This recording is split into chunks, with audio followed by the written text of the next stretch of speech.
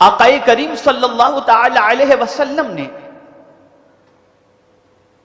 جن چیزوں کے ذریعے اسلام کی شمع لوگوں کے سینوں میں روشن فرمائی اور اپنی ذات کو حضور صلی اللہ علیہ وسلم نے جس چیز سے منوایا، آپ جانتے ہیں ان میں ایک چیز خلق خدا کی خدمت بھی ہے۔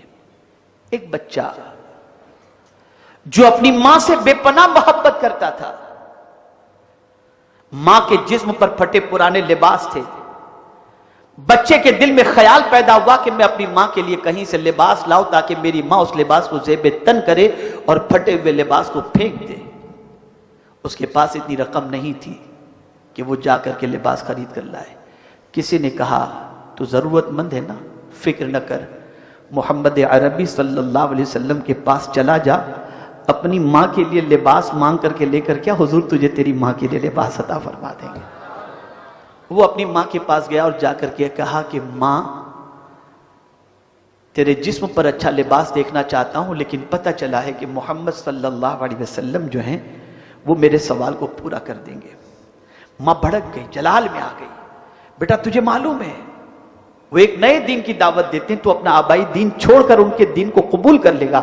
وہ کہتا ہے ماں تیرا بیٹا ہوں، بھلا ان کے دین کو میں کیسے قبول کروں گا؟ ماں نے کہا بیٹے مجھے ڈر لگتا ہے کہ تو ان کے دین کو قبول کر لے گا، جو ان کی بات سنتا ہے ان کا دیوانہ بن جاتا ہے۔ بچہ کہتا ہے ماں میں ان کے دین کو قبول نہیں کروں گا۔ ماں نے کہا ٹھیک ہے جاؤ۔ وہ گیا، حضور صلی اللہ علیہ وسلم چادر پہنے ہوئے بیٹھے تھے۔ اب آپ دیکھیں انداز، وہ بچہ جا کر ڈائریکٹ پہلے حضور سے کہتا ہے پہلے سن لیجئے آپ کا دین قبول نہیں کروں گا، آپ کا دین قبول نہیں کروں گا۔ 2-3 مرتبہ اس نے کہا آپ کا دین قبول نہیں کروں گا۔ اچھا بھائی ٹھیک ہے تو دین قبول نہ کرنا، بتا آیا کس لیے ہے؟ کہا میری ماں کے جسم پر پہننے کے لیے پورے کپڑے نہیں ہیں، بوسیدہ لباس میں میری ماں ہے، میں اس کے لیے کپڑا لینے کے لیے حاضر آیا ہوں۔ سرکار نے اپنی چادر اتاری اور اس بچے کو دے دیا۔ بچہ چادر لیا، ماں کے پاس پہنچا اور ماں سے کہتا ہے ماں پہلے سن لے، میں نے ان کا دین قبول نہیں کیا ہے، لیکن یہ انہوں نے چادر عطا فرمائی۔ ماں نے چادر پہنی، دل روشن ہو گیا اور کہتی ہے بیٹا میں بھی ان کا دین قبول کر رہی ہوں، تو بھی ان کا دین قبول کر رہا ہے۔ یہ ہے خلق خدا کی خدمت۔ آج ہم لوٹنے والے بن گئے، لٹانے والے نہیں ہیں۔ بڑی معذرت کے ساتھ میں عرض کرتا ہوں، اور یہ بات یاد رکھو، اگر نوٹ کر سکتے ہو تو نوٹ کر لو، دینے والے کی قدر ہوتی ہے، لینے والے کی نہیں ہوتی، اسے ذہن میں رکھو آپ۔ اور دینے والے کو آدمی ہمیشہ یاد رکھتا ہے، ہمیشہ یاد رکھتا ہے، دینے والے کو انسان بھولتا نہیں۔ ہم صبح شام اپنے رب کی نافرمانی کرتے ہیں، اس کے حبیب کی نافرمانی کرتے ہیں، لیکن جہاں مصیبت آئی ہم اپنے رب کو بھی پکارتے ہیں، اس کے مقبول بندوں کو اور حضور کو بھی پکارتے ہیں۔ وجہ کیا ہے؟ ہم جانتے ہیں وہ دینے والے ہیں، وہ دینے والے ہیں۔ اسی لیے سرکار نے فرمایا خیر الید ید العلیٰ، بہترین ہاتھ وہ ہے جو اوپر والا ہو، دینے والا ہو۔ آج کل تو سچویشن یہ بن گئی ہے کہ ایسی لڑکی سے شادی کرو جو کروڑ پتی ارب پتی ہو، تاکہ جہیز میں بھی لے کر کے آئے اور جب ضرورت پڑے تو اپنا پورا خرچہ وہی برداشت کرے۔ یہ سوچ ہے۔ غریب کے گھر پر جلدی رشتے نہیں جاتے، اس لیے کہ انہیں یہ خیال ہوتا ہے کہ جہیز میں لائے گی کیا، اور فیوچر میں کوئی پرابلم ہوا تو ان کے گھر سے ہمیں مدد کیا ملے گی۔ اور میں آپ کو یقین کے ساتھ بتاتا ہوں، ابھی ایک رشتے کی بات چل رہی تھی ایک جگہ پر، ایک بچی کے،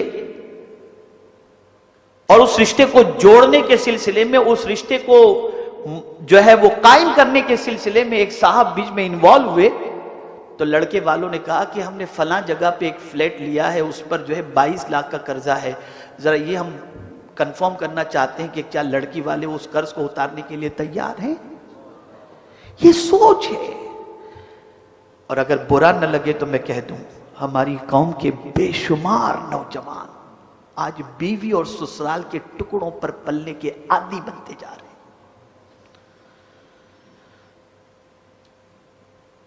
بے شمار نوجوان۔ وجہ کیا ہے؟ آرام پسندی۔ میرے پیارے آقا صلی اللہ تعالی علیہ وسلم کے پیارے دیوانوں، تو عرض یہ کر رہا تھا کہ دینے والے بنو، عرض یہ کر رہا تھا کہ خلق خدا کی خدمت کرنے والے بنو. اور آپ جانتے ہیں کہ حضور صلی اللہ تعالی علیہ وسلم نے 18 سالہ اپنی جوانی کے موقع پر خدمت قوم کے سلسلے میں اتنے مشہور و معروف ہو گئے تھے کہ اللہ اکبر، ایک تاجر مکہ مکرمہ میں اپنی بیٹی کے ساتھ آتا ہے اور اس کی بیٹی کو اغوا کر لیا جاتا ہے اور کوئی چھڑانے والا نظر نہیں آتا. وہ تاجر حضور کسی نے بتایا کہ جاؤ یہ محمد صلی اللہ علیہ وسلم نوجوان ہیں، ان کے پاس چلے جاؤ، شاید یہ تمہارے کسی کام آ جائیں. وہ جب پہنچا حضور صلی اللہ علیہ وسلم کے پاس اور اس نے جب اپنی بپتا سنائی تو سرکار نے فرمایا کون ہے جو تمہاری بیٹی کو اغوا کیا کر؟ فلاں. سرکار اس کے ساتھ اس کے گھر پر گئے اور جا کر کے حضور اس کی بچی کو چھڑا کے لے کر کے آئے. توجہ چاہوں گا، غور سے سنیے گا. سرکار اس تاجر کی بچی کو چھڑا کر لے کر کے آئے اور آج ہماری قوم کے نوجوان بچیوں کو بگا کے لے کے جاتے ہیں. سوچ دیکھیے کہاں ہیں ہم؟ ایسی بودھی سوچ رکھنے والا مسلمان کیا کبھی ترقی کر سکتا ہے؟ مسلمان کی سوچ بھی پاکیزہ ہو، اس کے خیالات بھی پاکیزہ ہوں، اس کے دل و دماغ کے اندر آنے والے جتنے بھی افکار و نظریات ہوں وہ سب پاکیزہ ہونے چاہیے. تو تیسری چیز جو ہے وہ یہ ہے کہ خلق خدا کی خدمت.